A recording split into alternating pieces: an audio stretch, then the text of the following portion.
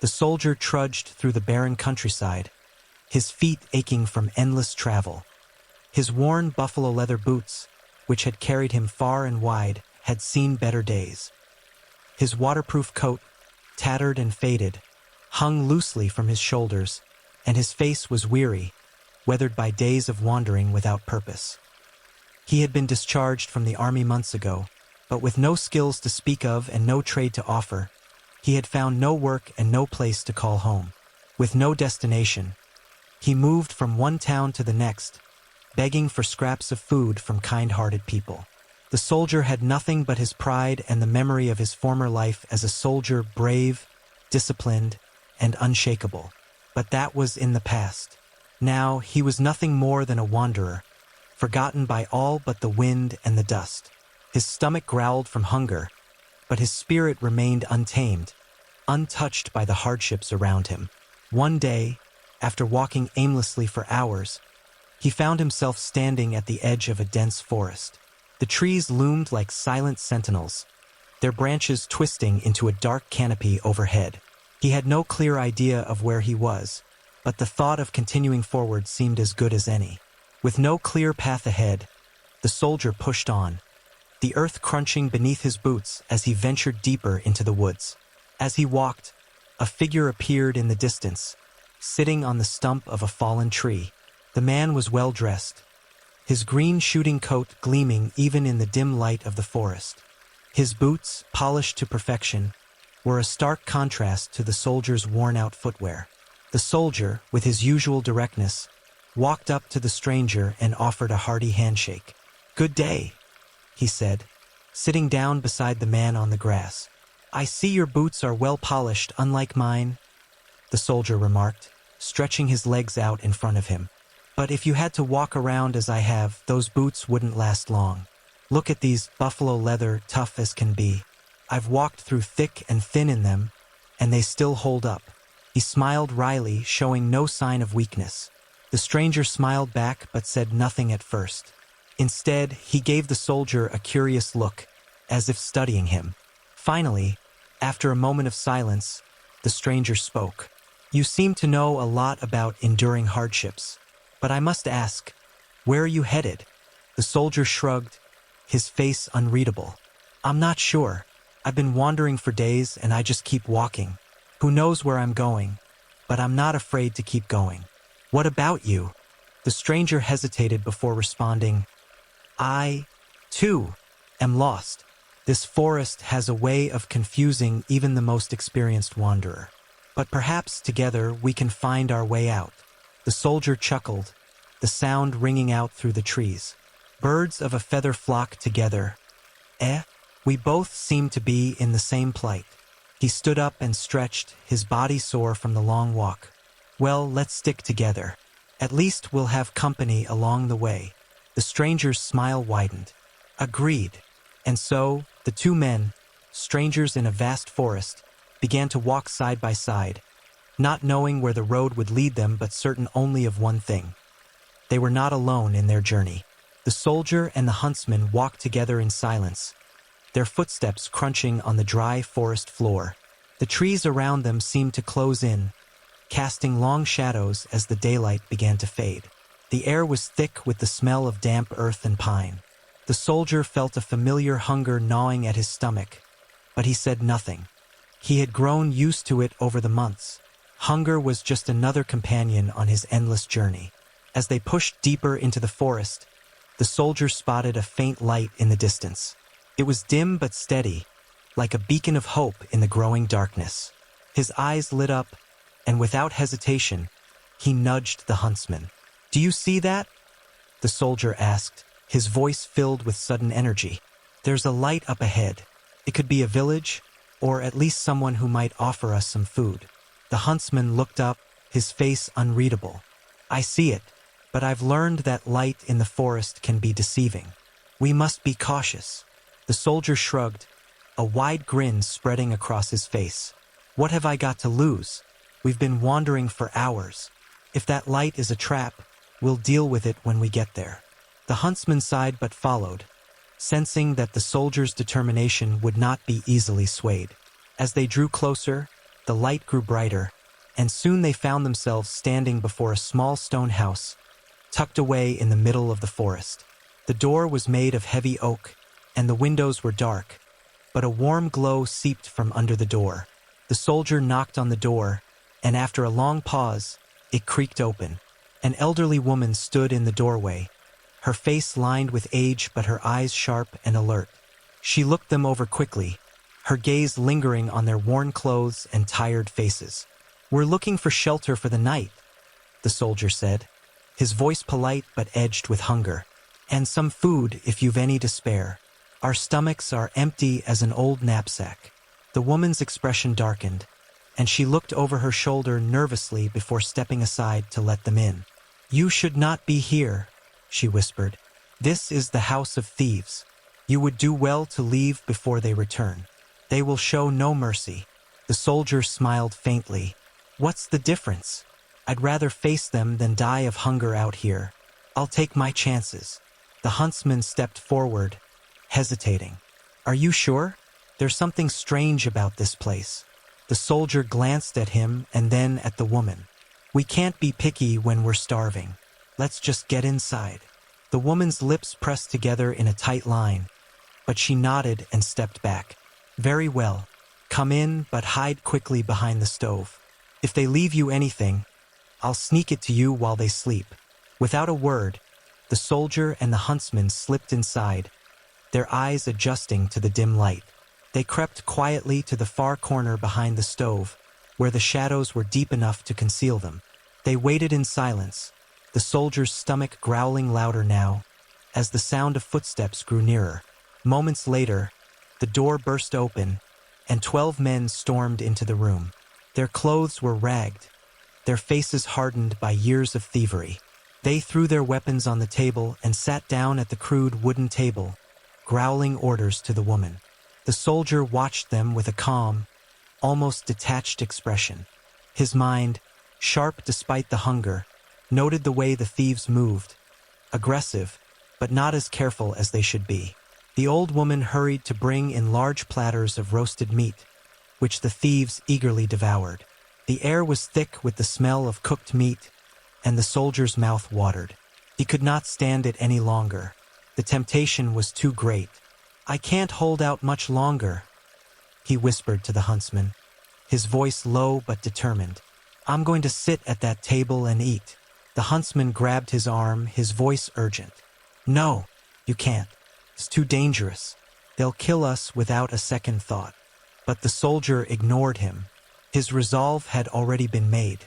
With a deep breath, he stood up and walked out from behind the stove, striding confidently toward the table. The thieves stopped mid-bite, staring at him with shock and confusion. Without so much as a glance at them, the soldier sat down at the table, grabbed a piece of meat, and began eating as if nothing were amiss. His movements were deliberate, slow, and unbothered. He chewed the meat with satisfaction, savoring it for all the days he had gone without. The thieves looked at each other, unsure of how to react. "What is this?" one of them finally growled, his eyes narrowing. "Who are you, and what are you doing here?" The soldier looked up with a grin.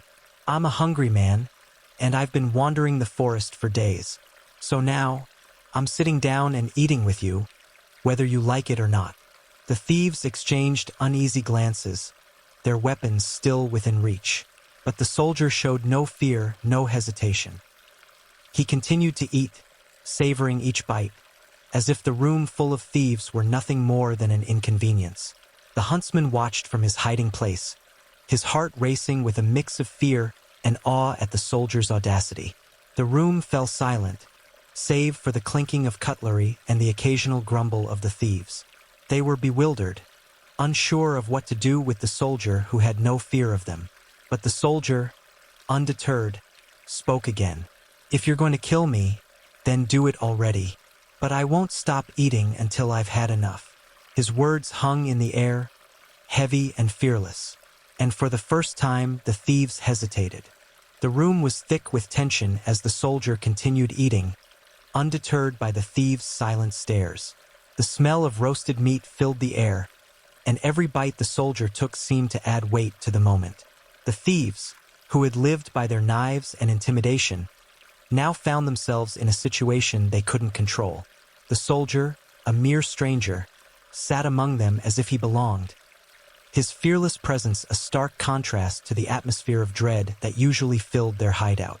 One of the thieves, his hand twitching toward a dagger on the table, finally broke the silence. "You've got some nerve, wandering into our house and eating our food," he sneered. "Do you think we'll just sit here while you fill your belly? Who are you to challenge us?" The soldier paused, looked up at the man, and chewed slowly. "I'm just a man trying to survive," he said flatly. "But you're right. Maybe I do have some nerve. But hunger does strange things to a man, doesn't it?" He took another bite and shrugged, as if it were no more than a casual conversation. The captain of the thieves, a burly man with a thick scar across his face, growled in frustration. "You mock us, but you'll pay for your insolence. No one eats at our table without paying the price." His hand hovered over his sword hilt, and the other thieves began to shift uncomfortably in their seats. But the soldier, as calm as ever, didn't even flinch. He looked directly at the captain, his eyes locked in defiance. "If you're planning to kill me, then get on with it. I've already had my fill. But don't expect me to go quietly," he said, his voice steady. The captain's eyes widened with surprise. "You don't fear death, do you?" he asked, his voice more curious now than angry. "No," the soldier replied simply, his tone unwavering. "I've been through enough to know what fear feels like. And right now, I'm not afraid of you or anyone else." The room fell into an eerie quiet. The thieves exchanged looks, uncertainty creeping into their hardened faces. They were used to intimidating their victims, seeing fear in their eyes before the first strike. But this soldier was different. He was not afraid, and worse, he seemed to mock their power. As the tension mounted, the soldier leaned back in his chair, wiping his mouth with the back of his hand. "Look," he said, his voice carrying a casual confidence that seemed out of place in such a dangerous situation. "I'm not here to start a fight. I'm here because I'm hungry. If you're going to kill me, go ahead. But know this, you won't scare me into submission." The captain was now visibly perplexed. The soldiers he had dealt with in the past would have begged for mercy, pleaded for their lives, or cowered in fear. But this man, this soldier, was something entirely different. He was unshaken, his composure almost irritating in its calmness. The captain stood, his chair scraping against the floor. "Enough of this," he barked. "You think you can come here and mock us? I'll show you what happens when you disrespect the likes of us." But just as the captain took a step forward, the soldier held up his hand, stopping him in his tracks. "Before you do anything rash, how about a drink to wash down that meal?" The soldier's voice was unexpectedly lighthearted, and his calm demeanor was maddening to the thieves. "What do you mean, a drink?" one of the thieves asked suspiciously. "Come now. A proper feast deserves a proper drink, right?" The soldier grinned and stood up, walking over to the shelf where several bottles of wine were stored. He pulled out a large bottle, its label worn and faded with age, and cracked the cork open with a loud pop. The captain's eyes narrowed. "You think we're foolish enough to fall for your tricks?" "No tricks," the soldier said, turning to face them. "Just a little something to make this night more interesting." He raised the bottle high, his grin widening as he looked at the thieves. "To your health," he said, and then he turned to the huntsman, who was still lurking in the shadows. "Brother Brightboots, come on. You're not going to let me drink alone, are you?" The huntsman, who had been watching the scene unfold with growing apprehension, hesitated. But seeing the soldier's unshakable calm, he stood up slowly, his hand on the hilt of his own blade. "I don't know if this is wise," he muttered, his voice low, but he took a step forward. The soldier handed him the bottle, and then, in one swift motion, he raised it above the heads of the thieves and shouted, "Long life to all of you, but with your mouths open and your right hands lifted up." His voice was loud and full of authority, a command rather than a toast. The moment the words left his mouth, the thieves froze. It was as if time itself had stopped. Their mouths hung open, and their right hands stretched up into the air, their bodies rigid and unmoving. They were completely paralyzed, sitting like statues in their seats. The soldier turned to the huntsman, a mischievous gleam in his eye. "There," he said, "that should give us some time to enjoy ourselves." The huntsman stood there in stunned silence, watching as the thieves remained frozen in place. "What have you done?" he asked, his voice filled with a mix of amazement and disbelief. "Don't worry," the soldier said with a wink. "They'll be fine, for now." He reached for a piece of meat and took a leisurely bite, looking at the huntsman with a satisfied smile. And so the soldier, with no fear and no hesitation, continued to feast in the midst of a house full of thieves who could no longer move, their fate sealed by a simple gesture and a fearless man. The soldier sat back, relishing the meal as the thieves remained frozen, their mouths agape and their hands suspended in midair. He looked over at the huntsman, who was still staring at the scene with disbelief. "See, my dear brother, there's more to life than just strength and swords. A little magic goes a long way," the soldier said with a wink, taking another bite of roast meat. The huntsman, now fully aware of the strange power the soldier wielded, approached cautiously. His eyes flicked nervously to the motionless thieves, and he whispered, "How did you do that? What kind of magic is this?" The soldier's grin widened, but his eyes remained calm and focused. "A simple trick I've learned over the years," he said nonchalantly, savoring the last bite of his meal. "A little concentration, a few words, and a will that won't bend. I've used this trick a few times in my life when I needed to change the odds in my favor. Now, I suggest we enjoy what they've left us." The huntsman hesitated but took a seat at the table, eyeing the frozen thieves with a mixture of curiosity and wariness. The soldier poured them both some wine, and they clinked their glasses together in a quiet toast. The soldier seemed entirely at ease, as if the situation were no different than dining with friends, while the huntsman could barely mask his unease.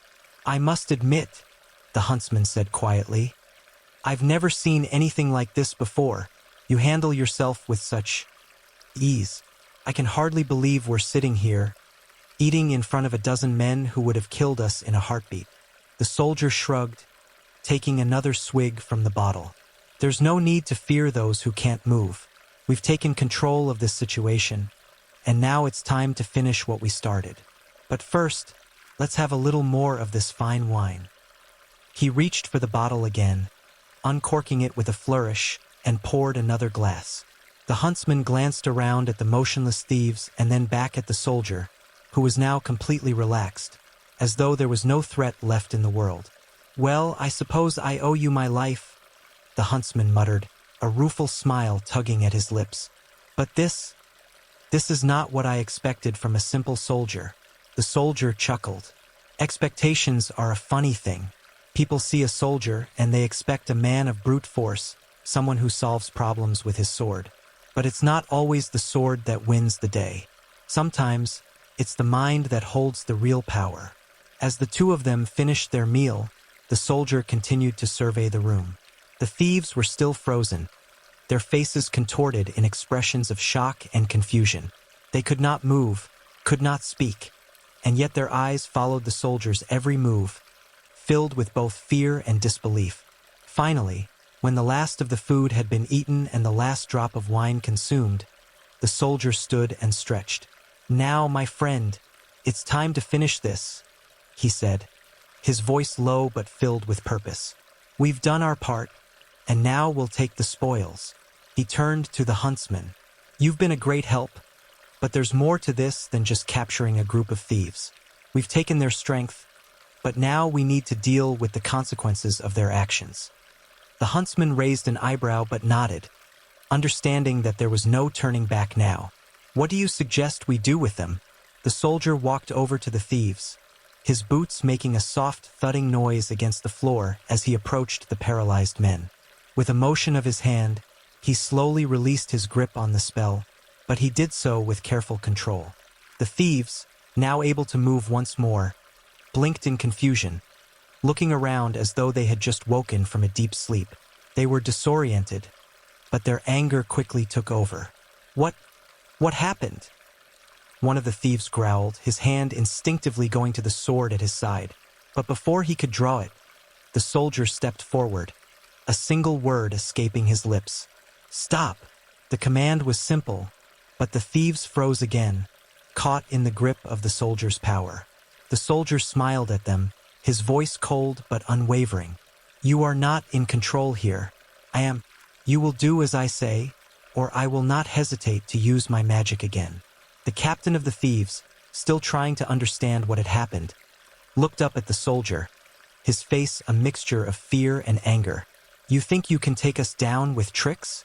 We are not afraid of you. Perhaps, the soldier replied. But you should be, because now you've been caught, and there's no way out. You will come with us, peacefully, or I will make you. The tension in the room was palpable, but the soldier's command was absolute. The robbers, now fully aware of their defeat, exchanged looks of uncertainty, their bravado crumbling under the weight of the soldier's presence. Now let's get you moving, the soldier said, his voice cold and final. With a wave of his hand, the soldier signaled to the huntsman, and together they began to bind the thieves, ensuring they were secured for the journey ahead. The soldier knew that the real victory had not been in the fight. It was in the control he held over the situation. He had used his mind, his courage, and his wit to overcome what brute force could not, and now he would take the spoils. As they loaded the bound thieves into a cart, ready to bring them to justice, the soldier turned to the huntsman with a satisfied smile. We've won, my friend. Now, let's take these men to where they belong, prison. And with that, the soldier and the huntsman set off towards the town, leaving behind the house of thieves and the chaos they had just created.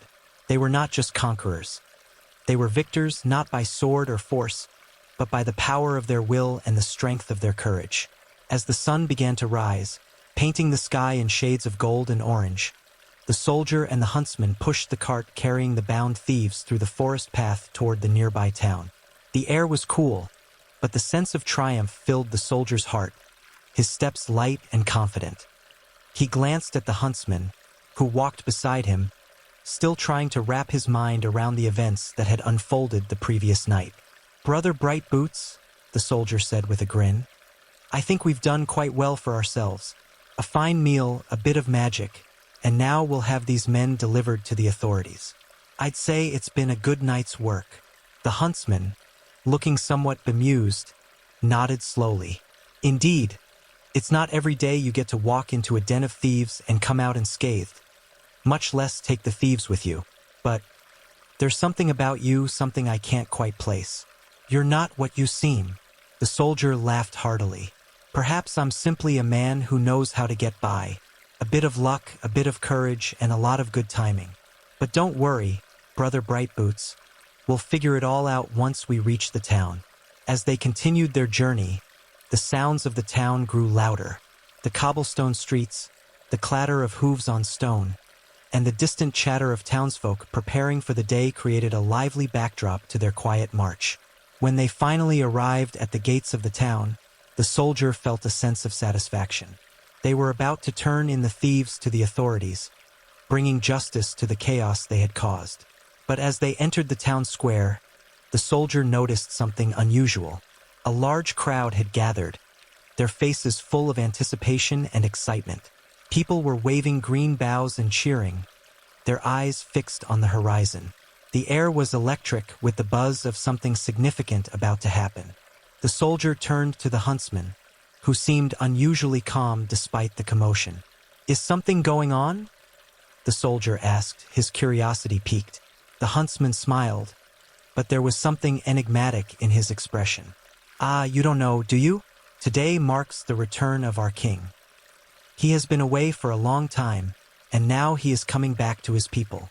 The soldier furrowed his brow, but before he could say anything, a procession of guards appeared on horseback, their bright uniforms shimmering in the morning light. Behind them, the soldier saw a tall, commanding figure, dressed in a fine hunting coat and a crown hidden beneath a hood. The crowd erupted into cheers, waving their green boughs higher as the king's procession moved closer. The soldier's heart skipped a beat. There was something about the way the huntsman had spoken, the way he moved through the crowd with such ease, that struck him. He watched as the huntsman's posture shifted slightly, his demeanor changing from that of a humble companion to that of someone with great authority. The soldier stepped closer to him. "Wait, are you?" The huntsman turned toward the soldier, his eyes gleaming with a hidden truth. "Yes," he said softly. "I am the king. I've been traveling incognito to see how my people are doing, to understand their struggles, and to ensure that justice is served." The soldier stood frozen for a moment, stunned by the revelation. The man he had spent the night with, the man who had fought alongside him, was none other than the king of the land. He fell to his knees in an instant, realizing the enormity of what had just transpired. I didn't know," the soldier stammered, bowing his head in respect. "Your Majesty, forgive me. I didn't recognize you." The king raised a hand, his voice warm yet commanding. "There is nothing to forgive. You have done more for me in these past few days than I could have ever hoped for. You've saved my life, and in doing so, you've shown the courage and wisdom that every ruler would hope to find in their people." The soldier looked up, his heart racing with awe and disbelief. "But I treated you as an equal. I didn't know who you were. I've called you by your name, as if you were just another man." The king smiled, a soft chuckle escaping his lips. "You treated me with respect, as you would any other person. And that is the true measure of a man, how he treats those around him regardless of their status. You did not know who I was, but you acted with honor. And that is why I am here now, to offer you my gratitude." The soldier, still kneeling, looked at the king in disbelief. "But I'm just a soldier, a man without anything to my name." "You are more than that," the king replied. "You are brave, loyal, and just. You have earned your place here, and I will ensure that you never again have to worry about food or shelter. If you ever find yourself in need, my palace will always be open to you." The soldier stood slowly, his heart swelling with gratitude. "Your Majesty, I don't know what to say. I am humbled by your kindness." The king placed a hand on the soldier's shoulder, his expression kind but firm. "No need for thanks, my friend. You have already proven yourself. I have one more request for you. Come with me, and I will reward you for your bravery. But know this. If you ever wish to break bread in a royal kitchen or drink the finest wine, you will always have my permission." The soldier nodded, still in awe. "I am honored, Your Majesty." The king turned toward the procession and raised his hand, signaling the guards to approach. "Now let us deal with these thieves. It is time to bring justice to the land." The soldier, feeling as though the ground beneath him had shifted, watched as the king's procession continued through the town. The soldiers, the people, and the thieves all fell into line behind the king, and for the first time in a long while, the soldier felt a sense of belonging. He had never imagined his journey would lead him here, to this moment, standing before a king. But as he followed the king and his procession, he knew one thing for certain. This was only the beginning, and whatever challenges lay ahead, he was ready to face them with courage, honor, and the king by his side. The streets of the town were lined with cheering people, all of them jubilant at the return of their king. The soldier walked quietly beside the king, his steps a little slower now, his mind still reeling from the revelations of the past few hours. The king had shown him kindness, and the soldier was overwhelmed with gratitude.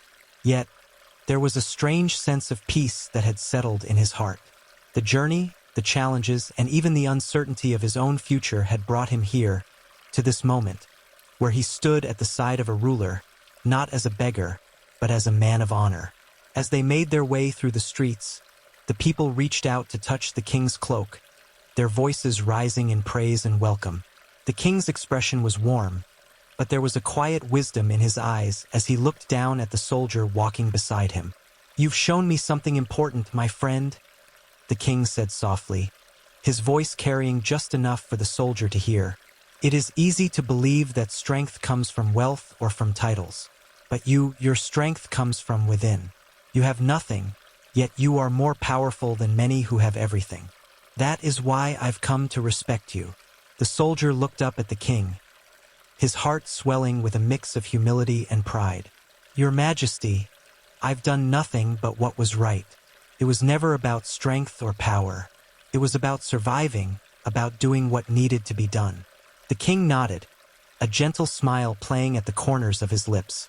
"That's what I meant. You did what was right, and in doing so, you showed the true meaning of courage. It's not always about fighting battles with weapons, but with conviction, with your heart. And that is why I want you to understand something that I've learned over the years." The soldier's brow furrowed. "What is it, Your Majesty?" The king paused, his eyes scanning the faces of his people as they walked together. "The greatest strength of a leader, of any man, is not in his ability to command armies or control others. It is in his ability to stay true to what is right, even when the world seems against him. It's about standing firm in your beliefs, no matter the cost." The soldier felt a shift inside him, as though something deep within him was being awakened. He had always acted with courage, but now he realized that courage was not simply about facing danger. It was about standing tall in the face of all odds, holding to one's convictions even when they seemed impossible to keep. "Your Majesty, I will do my best to live by those words," the soldier said, his voice steady and resolute. "I've always believed in doing what is right, but now I see that it goes beyond just surviving. It's about standing for something greater than oneself." The king smiled and placed a hand on the soldier's shoulder. "And that is why you are worthy of the rewards that will come your way. But remember, it's not the rewards that matter most. It's the journey, the choices you make along the way." The procession continued as they neared the royal palace. The townspeople had gathered in the square, their eyes alight with excitement as they cheered for their king. The soldiers and officials stood at attention, saluting as the king passed. And though the soldier had never imagined himself here, he felt no fear, no hesitation. The world had changed in a single night, and now, as the king's words resonated in his heart, he knew that the path ahead would be shaped by his actions, his choices, and his courage. They reached the palace gates, and the king turned to the soldier once more. "I have a place for you here," he said, his tone both kind and firm. "You will never again want for food, shelter, or safety. But more than that, you will be a reminder to me, and to my people, that true strength is found in doing what is right, no matter the cost." The soldier stood tall, his chest swelling with pride. "Thank you, Your Majesty. I am honored beyond words." As the doors to the palace opened before them, the soldier stepped forward, no longer the man who had once begged for scraps on the road, but a man of integrity and courage. He had learned that true strength came not from external power, but from the heart, and that one's choices, no matter how small, could shape the world around them. The king smiled at the soldier, then turned to face the gathered crowd, ready to lead them into a new chapter. And as the soldier entered the royal palace, side by side with the king, he knew that his journey was far from over. He had walked a path that many would never understand, but it had brought him to a place where he could make a real difference. And that, he realized, was the greatest reward of all. With the king's guidance and his own unshakable courage, the soldier knew that he would stand for what was right, forever.